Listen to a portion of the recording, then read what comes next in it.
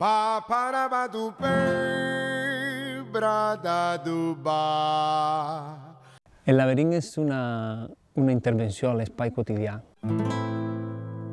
Pa para pa pa peri pa ta pa parure parere to pepe. La idea embrionària és fer un laberint de gran format on la gent es pugui posar a dintre i participar-hi. Pa pa pa pa pripu tepe pa pa pripu tepe pa pa to pepe. És una instal·lació interactiva que està dirigida a tots els públics. La persona que pot passar en aquest moment per la plaça del poble on està muntat. Per tant, per grans, per petits, pot ser de nit, pot ser de dia. El laberint en si és un enigma des del moment que t'ho trobes al carrer.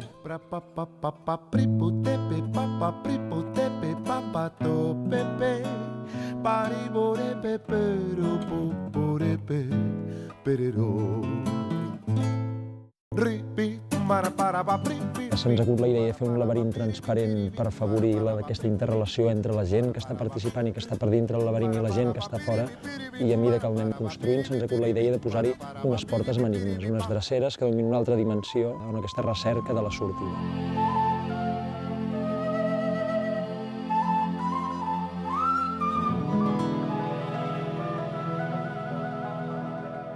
A mesura que tu vas caminant pel laberint, vas trobant portes. Per poder passar per aquí has de resoldre una endevinalla o una seqüència lògica, o fins i tot pots trobar-te una porta que sigui d'habilitat.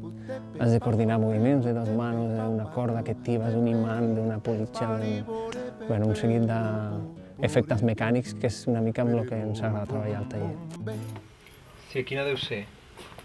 Jo en tinc dues. Aviam? No, home, aquesta no sé provar-la perquè digui que és de cotxe. Sí. El procés de construcció del laberint és, aquí en el taller, com heu vist, totalment artesanal. Fem totes les peces, una mica pensant en les característiques que té. És un espectacle itinerant, per tant, de ràpid muntatge, desmuntatge. Treballem bàsicament el ferro, la fusta i els acabats, i en alguns que els fem amb roba.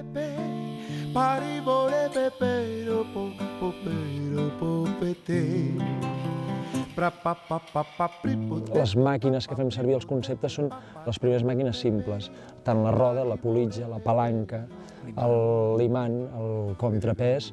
Ens interessa que tots els mecanismes dels que està composat el laberint estiguin a la vista, perquè ens sembla que és una cosa atractiva poder veure, descobrir com funciona aquella porta. Per què quan girem una roda, per què quan posem 3 rodes ordenades d'una determinada manera s'obre aquella porta. No és només important la pregunta i l'enigma a resoldre, sinó la manera com nosaltres hem resolt aquesta obertura d'aquesta porta.